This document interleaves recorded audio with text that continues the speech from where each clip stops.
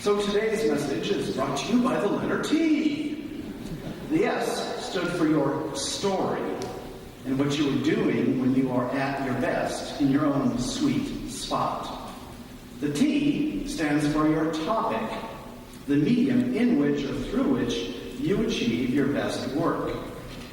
So if you were a confectioner, your topic might be the best and sweetest toffee. And if you drove the transfers daily between the libraries, your topic might be your library truck. And if you worked at Small World preschool, your topic might be toddlers. Your topic doesn't have to start with a T, but for today, it's more fun if it does. So think about what you do well and what you enjoy doing. What medium are you working in? Well, if you were Kathy, Cassie, or Christine, music would obviously be your medium. And when we listen to their music, we are moved by it. They gift us and grace us with their music. And when it's at its best, we feel blessed. And we can say that it was done to the glory of God. I have several things that I do really well.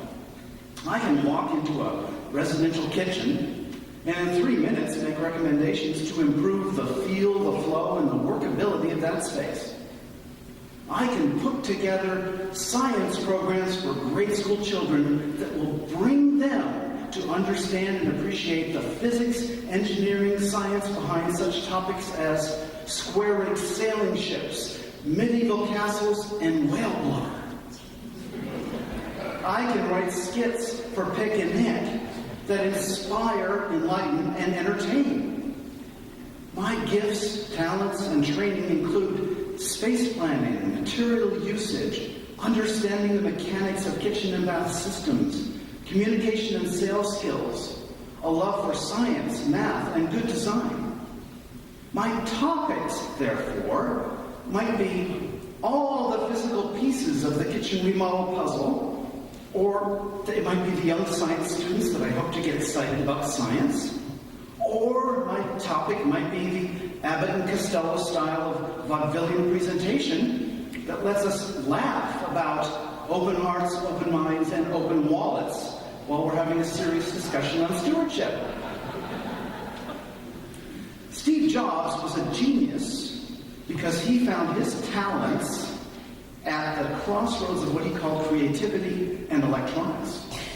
The artist and the nerd.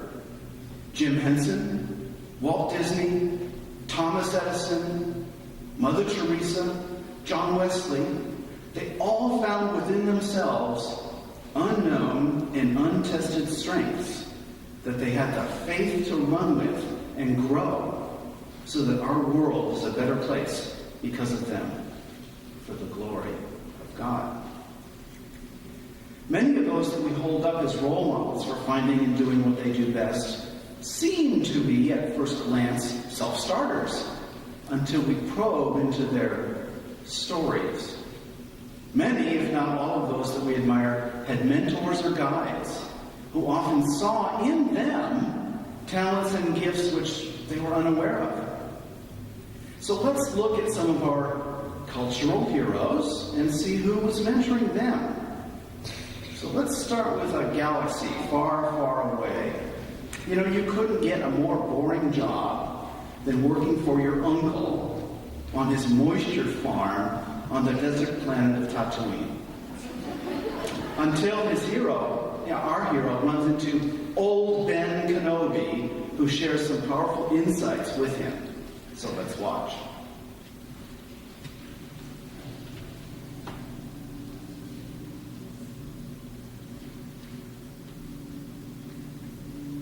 You must learn the ways of the Force if you're to come with me to Alderaan. Alderaan? I'm not going to Alderaan. I'm going to get home as late. I'm in as it is. I need your help. You need your help. I'm getting too old for this sort of thing.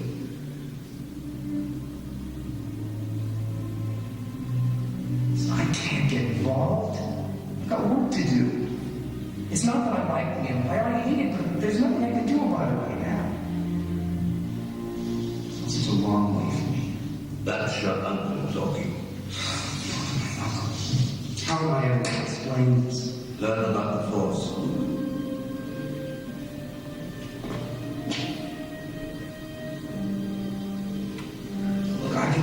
far as Anchorman. You can get a transport there to Los Angeles or wherever you're going. It was doing what you feel is right, I suppose. It was said of young Luke that the Force was powerful in him, but it took Obi-Wan to enlighten him and set him on the right path. The role of the mentor wizard is repeated throughout our heroic literature. In Tolkien's Ring trilogy, Wizard Gandalf sees the unknown and untested strengths in the hobbits that he chooses to send on their dangerous quests. Young future King Arthur had his Merlin. In another space adventure, Starfleet Captain Pike sees intuitive strength in young Jim Kirk, who has just had the Klingon kicked out of him in a bar fight in Iowa. So let's watch. Outside. All of you. Now. Yes, sir.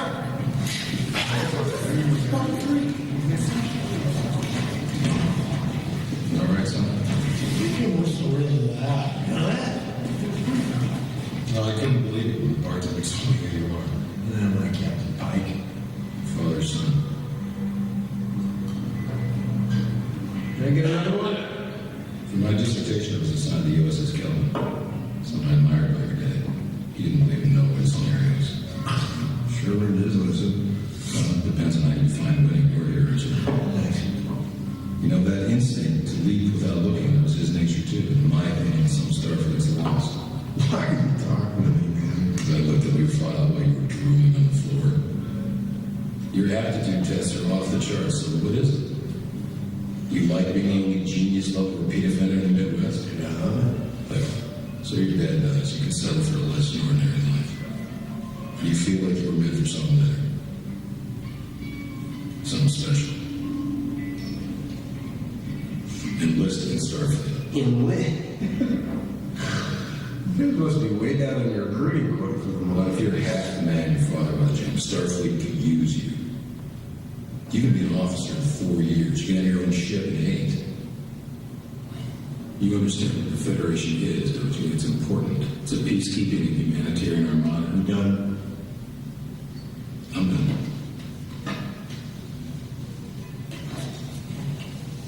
Riverside Shipyard. Shuttle for new recruits leaves tomorrow at 800. Your father was captain on the starship for 12 minutes. He saved 800 lives, including your mother's and yours. I dare you to do better.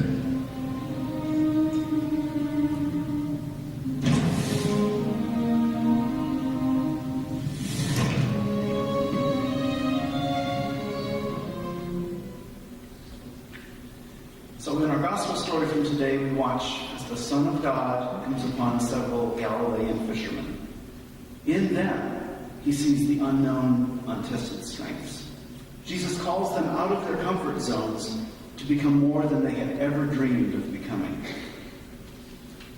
In the Old Testament reading we heard this morning, God speaking of Bezalel, I have filled him with divine spirit, with ability, intelligence, and knowledge in every kind of craft, to devise artistic designs, to work in gold, silver, and bronze, in cutting stones for setting, and in carving wood, in every kind of craft.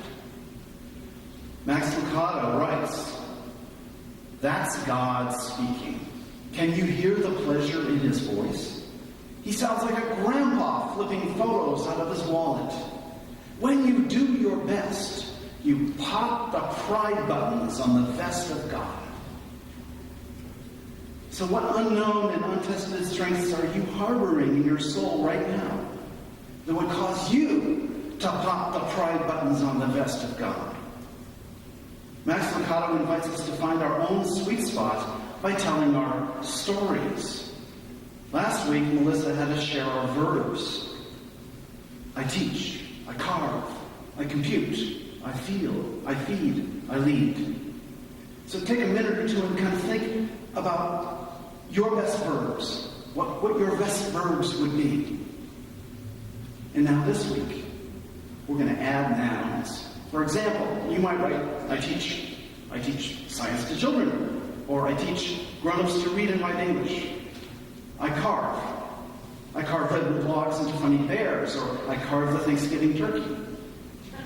I compute rocket trajectories, or I compute Girl Scout cookie sales. I feed the homeless, or I feed my children or my grandchildren. I lead a team of auditors to help companies run better, or I lead a scout troop to help youth grow into service and citizenship. What are we adding this week? But the focus on not just what we do, but whom we do it with and for. And again, we return to what it is like when we're doing it in our own sweet spot. That day on the shore of the Sea of Galilee, Jesus looked out at Simon and his brother, and he saw what God had already put in them. Yes, this one seems to be an okay fisherman. This one seems to be an assistant moisture farmer, and he's okay at that. But Jesus saw in them talents and gifts that would enable them to harvest souls, to speak to crowds with great passion and belief. They will become fishers of men. So just like Obi-Wan telling Luke that he needs to learn about the Force, just like Captain Pike telling Jim he needs to become a captain in Starfleet, Jesus tells these stinky fish guys, I see in your souls some gifts that I will help you discover and develop for the glory of God. So here's where it gets personal. We need to change the spelling on our bracelets. No more WWJD standing for what would Jesus do. Now we need WWJAM. What would Jesus ask of me? What would Jesus, if he were here this morning, joining us for donuts and fruit on the patio, looking into our souls like he does, what would Jesus ask of each of us? Hey, Mike, I see that you're really good at explaining nerd stuff so anyone can understand.